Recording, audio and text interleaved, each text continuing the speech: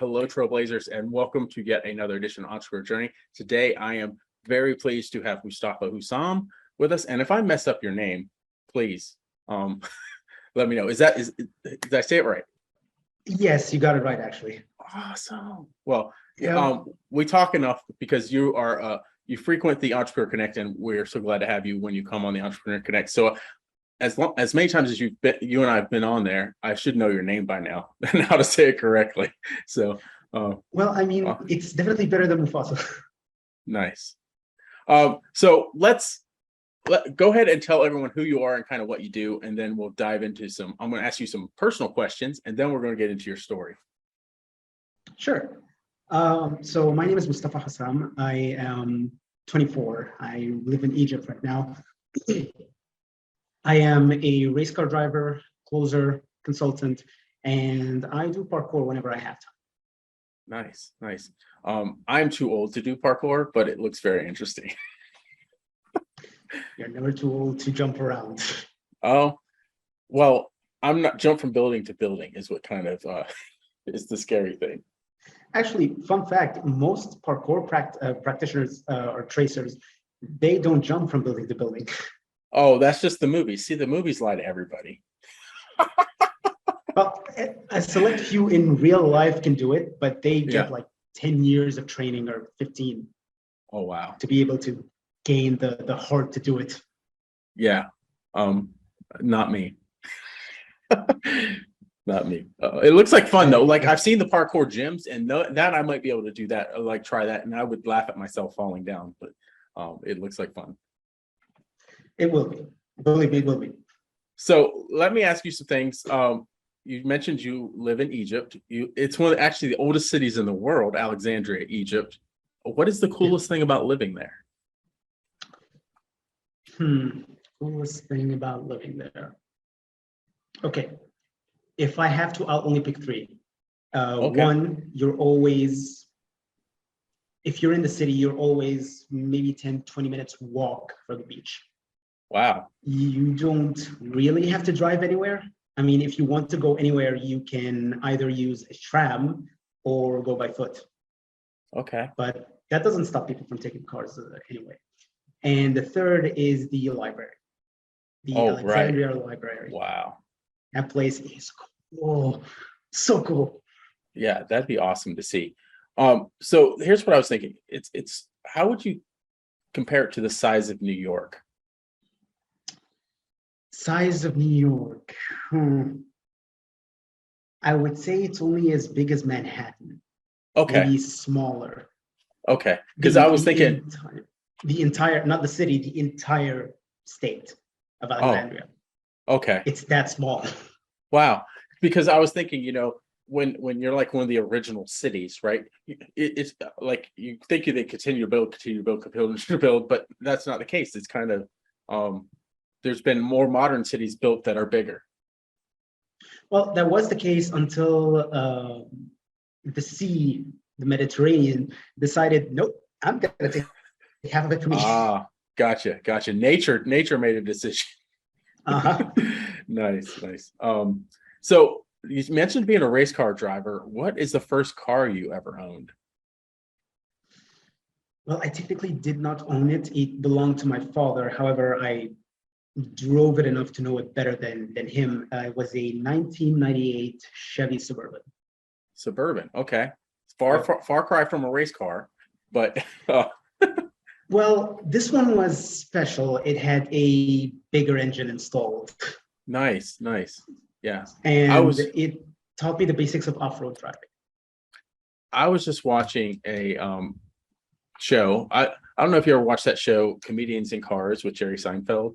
But he gets a different car each time he interviews or talks to a different comedian.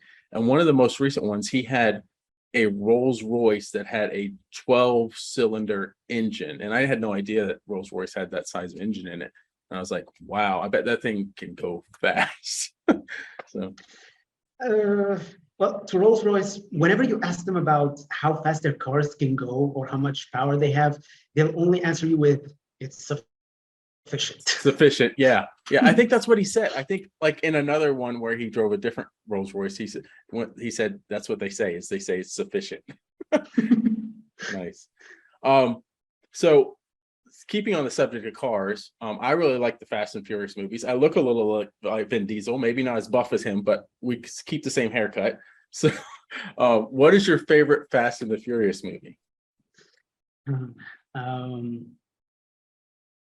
That would be a hard one because I narrowed it down to the first 5. However, if I had to choose just one, it would be the third one. Yeah. Tokyo Drift. Oh, see, I thought maybe the one Drift, and I think that was the only one where like Vin Diesel like wasn't one of the main stars in it, right? It was right. I forget the guy's name, but yeah, I think all the other ones it's either been Vin Diesel, Paul Walker, or The Rock, and Jason Statham have been the stars. So yeah, it went from street racing. Well, it was always an action movie at heart, but it went somewhere from street racing to, oh, we're gonna go to space. Okay. Right. Yeah. Yeah. But somehow it still hasn't jumped the shark. I don't know if you know that term, like an American term, like there was an old episode of Happy Days where Fonzie jumps the shark, and then that was the end of Happy Days because it just got too ridiculous. Interesting. Fast and the Furious still hasn't gotten too ridiculous, I guess, because people still love it and go to the theaters every time there's a new one out. So, well, as I said, it's an action movie at heart. It was never advertised as a purely cars movie. So people who like action movies they watch it. Yeah. Yeah, I'm a big fan. I like it. So now let's dive into your actual entrepreneur story. So tell us kind of, you're 24, so you're still kind of in the beginning of it, right? But tell us kind of where you started and kind of where you are now. So pretty much where I started was that I was pretty much just a college student, right? And I would be looking at everyone who's going, oh, I have a college degree, but I can't find a job. And, oh, the only way it goes into business and whatnot. And at that point in time, I was just thinking, okay, yeah, I've known for a while that college degree won't do me much good. So let's give it a try. So I ended up taking a sales course, which... Oh boy, I call that year a hell year because I had to work 3 jobs in order to get the money for that course, and some help from my mother. But yeah, I had to go without food a few days or a few weeks actually, and I had to crunch a lot in order to get to that sales training. And from there, it was honestly a blessing in disguise because it didn't just teach me about sales. It taught me about people. It taught me about emotional connections. It taught me EQ, which, if you know anything about my story, it was severely lacking. But yeah, it taught me how to deal with people better and not just business. And right now, with how many businesses I was involved with, I was thinking, okay, I don't have a business name as of yet, right? So why don't I be my own business? So when everyone asks me what my business is, oh, it's Mustafa Hussam. I'm my business. My name, my face is my business. I do sales, closing, consulting, and race car driving. Nice. So can we kind of backtrack? Because you said if you know my story, if you don't mind getting into this, the whole EQ part. So kind of can you fill in what the gap there, like why is the EQ so important? And what does EQ, like for the audience that doesn't know, and myself probably included, I think I might know, but tell us what EQ is. EQ is basically emotional quotient. It is what people with, it was what advertised on TV, at least, what most people with high IQ lack, myself included. But yeah, I led a sheltered life, relatively speaking. Yes, I've went to different cultures, different countries. I've met a lot of people. However, I didn't deal with people enough to basically realize that there is a multifaceted way of dealing with things, or with Nice. people in general. Nice. I like that. It's like that was a true, like, so sales was like a big thing, like to break into that and to get exposed to all of that. Like you're coming at it from a whole different direction than a lot of people. A lot of people go into it and they're already like kind of the people person or that kind of thing, and the smooth talkers or whatever you want to, and they go into sales because that's just, but you're coming from it and it's kind of opening all kinds of new paradigms for you. That's awesome. Exactly. So can we talk about race car driving for a minute? Come on. All right. I So love that. why did you get into race car driving? I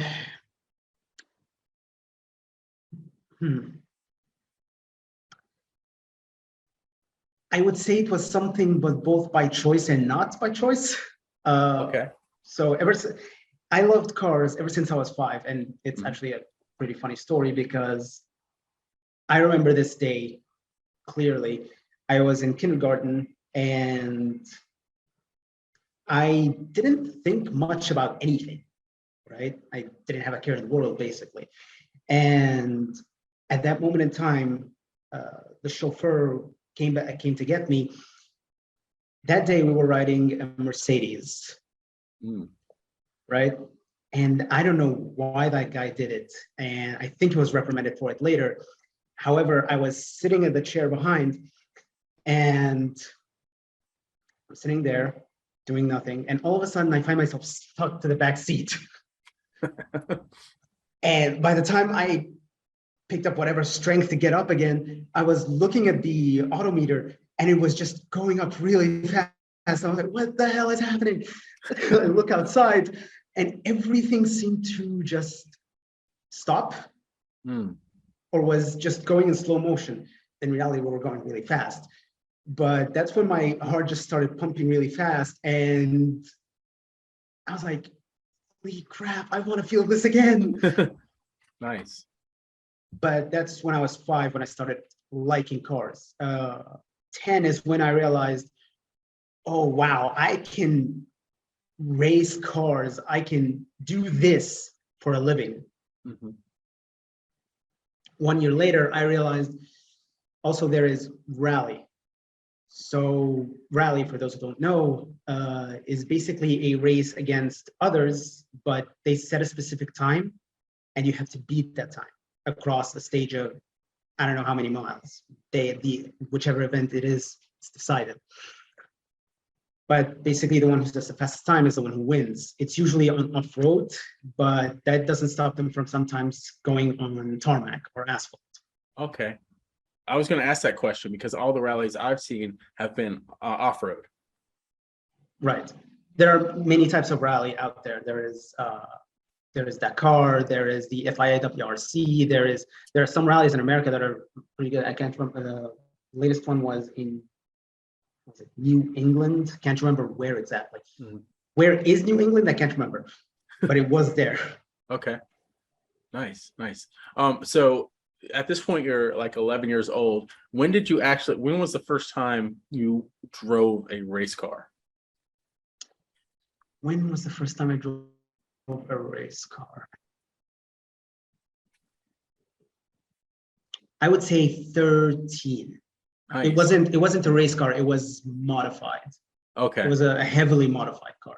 It might as well have been a race car because it had the roll cage and everything. It was a Camaro Catfish. Ooh, nice. Were you scared the first time you drove a race car or drove that car? Was it scary? It wasn't scary as much as it was jarring. The car was a lot more sensitive, a lot more nervous, as it were, compared to the Suburban, which was it was tame. It's a family car. It likes to make you feel comfortable, right? Yeah. But this one was just getting in there is an assault on your senses. you can hear the engine as if it's sitting right beside you, as if it's in your ear. And the car is, you get a feeling the car is miserable and it wants to make everyone around it miserable. Wow. Wow. Kind of a similar situation is we went to a mastermind in Arizona. And this is what I would imagine an off-road rally car would feel like, is that we took off-road ATVs. Granted, they don't go as fast as rally cars, but in the desert, and there is, a lot of times you think of a desert as being something smooth, right? No, like jarred all around, and we thought we were going to fall and flip, and oh man, it was scary. And then it got to be night. So desert dunes are massively different from what we call gravel. So gravel is where you're going up and down, you're jumping 30 feet in the air and landing like nothing happened. Granted, normal cars can't do that, they're going to get crushed. But that's gravel. But their dunes are what you'll find in Baja, what you'll find in Utah, these places. Nice. And those have cars of their own, which are majestic to say the least. And those have their own difficulty. I think when I was younger, the car that I liked so much was, I think it was a Subaru Wrx, which is often used as a rally car. And I thought, then I was like, oh, I've got to own that car. I never did get one. My tastes and things changed, but I always thought that was an awesome car. Yeah, the WRX is definitely an awesome car if you can afford it. Yeah. I never owned a WRX, sadly. However, I hear that the maintenance is a bit of a doozy. Probably so. It's funny, like a lot of these super expensive cars actually break down more than you would think. Even like the Ferraris, like I've heard people that own Ferraris say, sometimes they wish they didn't because they can't really take it anywhere because it breaks down. Right. It's because Ferraris also are closer to race cars. The closer you get to a race car, the more you're basically playing a tug of war with physics. So you're practically putting your car through all these not unnatural but very stiff conditions or hard conditions, and it just goes, God damn it, dude! Like, just please take better care of me, please. Yeah, it really makes me think of the whole pit crew thing when you're driving around an oval or whatever. Like, at most, I think what you're talking about 3 or 4 hours driving around in a circle or whatever, or an oval. And how many times do they got to fix the car or maintain the car in that 3 or 4 hours? Whereas, you're a little family car, you may 3,000, 5,000 miles, you're changing the oil. That's about it, right? Right. So, I mean, after every races with is it Formula One? No, after every 2 or 3 races, I can't remember which discipline was it, but they have to change the entire engine because it's that destroyed. Wow. In drag racing, actually, that's the closest example. Yeah. In drag racing, after every quarter mile, they need to rebuild the engine, and they need to rebuild it in 15 minutes. Usually, rebuilding the engine takes me 2 weeks. Wow. If I put my heart into it. Wow. So now let's intersect kind of the two, like business and racing. How do you think they're similar, and what traits can you pull from racing that benefit business? When it comes to traits, one of the things that race car driving teaches you is, ironically enough, patience and recklessness. Nice. Right? Sometimes you have to be patient, see how things unfold, right? And sometimes you just gotta go, nah, screw it, I'm doing it. Sometimes you just gotta send it. And to hell with the consequences. I think a good way to looking at that is situational, right? You get really good examining situations and the right decisions to make, whether it be patience or taking that risk in the situation.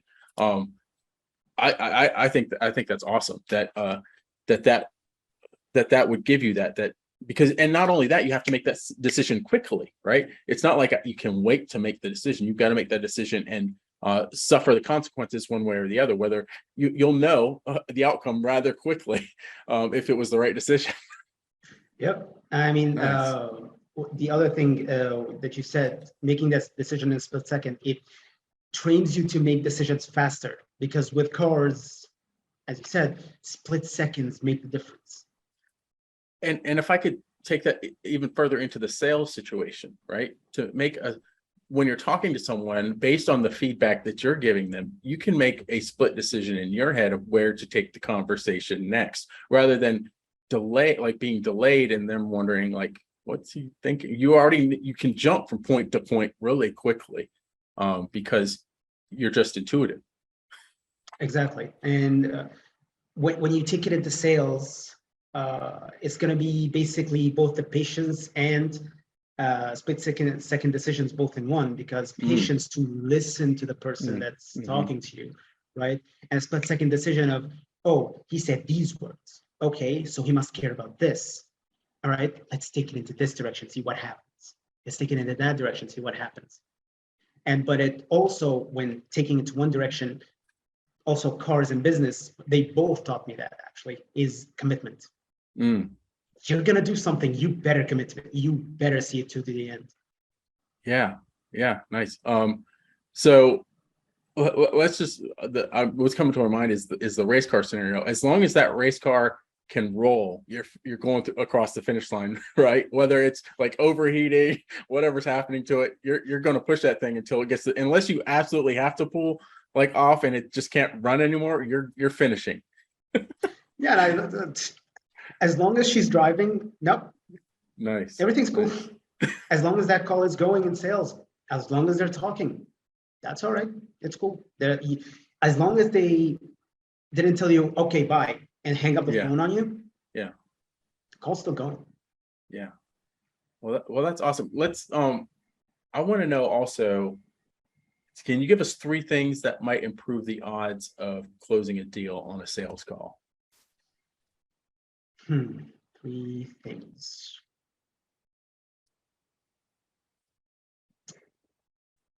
Well, one of them would be obvious, listening more than talking, which to me, it comes easier, but to some people, I get why that would be hard, because, well, to some people, they're used to talking. They just, I want to get my idea across. No, just be patient, please. And that's one of the things I do as a consultant, actually. I teach people to take a moment, shut up, let them finish, because what they say matters. What you say, it might matter in this situation, but not in the other one. They know themselves better than you. You listen to them so you can know them better than themselves. Yeah. I feel like if you're a good listener, you can lead them to the sale more so than you can push them to the sale, right? Precisely. So yeah, that's awesome. That's one of the things I tell my team is, if I see you at any point pushing for a sale without listening, or acting sleazy, snake oily, whatever other colorful vocabulary you got for that, we're gonna have a problem. Nice. So maybe so give us maybe one other thing that would help close a sales call.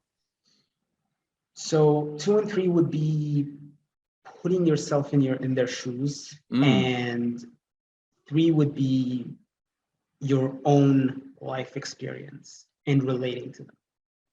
Being relatable, sharing your story, because how often do we see that we bond with someone because of something that they shared, not necessarily what the product or service is, but you're bonding with the person because of the experience that you may have shared, or that just resonates with you because maybe someone in your family had that experience, or someone else that had that experience. Yeah, precisely.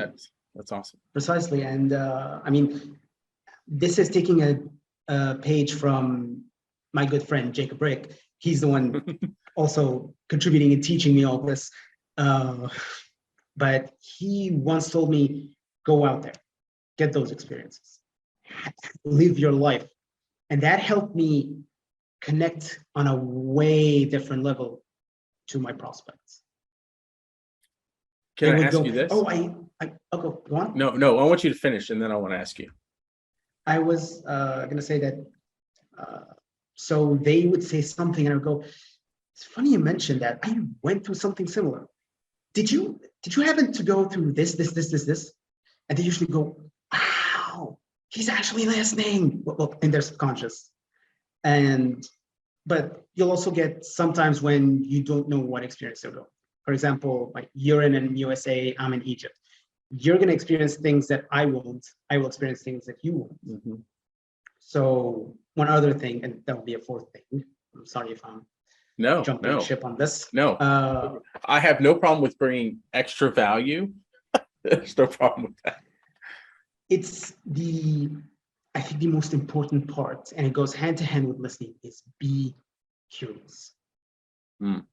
Be curious. As I said, you would go through things I won't go through, or I might have not gone through yet, right? So just let them know, you know what, I haven't gone through this. Can you help me understand what you're going through?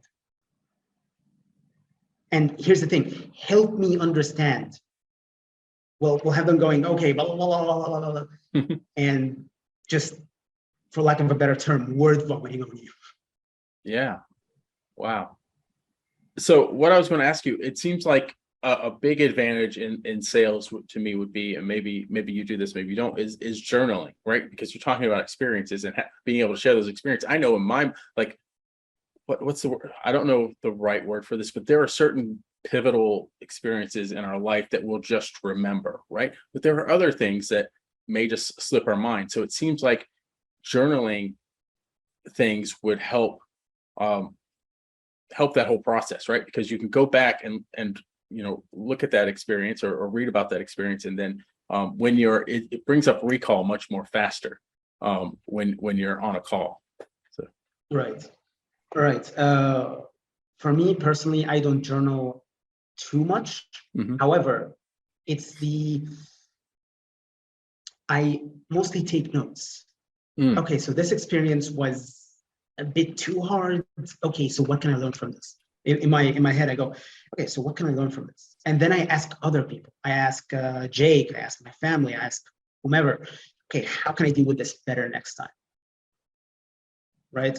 And I take that value and give them to my prospects. Okay, so you went through this or something similar. Do you mind if I tell you how you can deal with this better? Okay, so I went through this. Maybe this can help you. Maybe that can help you. Yeah. Wow.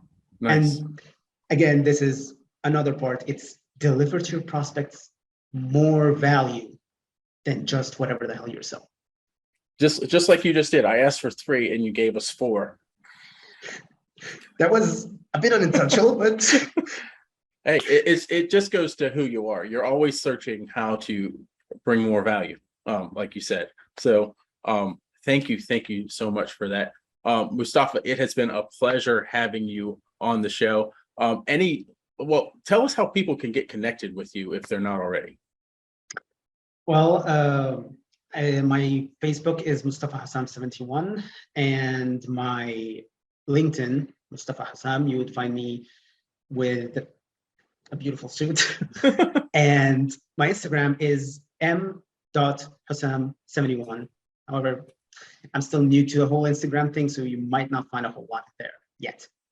Well, if you share those links with me, we'll put them in any place where there's text following this video or in our show notes with on the podcast. So those links will live there. I'm just going to put this out there. If someone is looking for a sales help, are you available? Is that something you're putting out there or no? Basically, yes. If you're looking for sales help, if you're looking for sales, sales consulting, team consulting, or even personal consulting, I'm available. So if you're looking for a race car driver to sponsor. Yes. So if you have, if your brand is looking to sponsor a race car, definitely do that, because I think that is super cool thing to do, is to sponsor a race car. All right. Well, thank you so much, Mustafa. Any parting words for our audience? Well, no, not really. It's just, please, because that's something I noticed recently, and that's just one more tidbit of value that I would be giving to any business owner is, when you're hiring someone new, just give them a chance. They might not be that experienced yet, and do not hold them to your standards. Nice. Not yet. Anyway. At some point you will.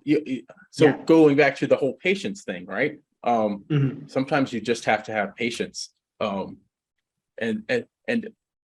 it's funny, like I've had this experience. We're going to make this podcast a little longer than I expected, but I had this experience where I brought somebody on that was pretty green, right? And I kind of mentored them, and I was patient. I was instructive, and they turned out to be a diamond.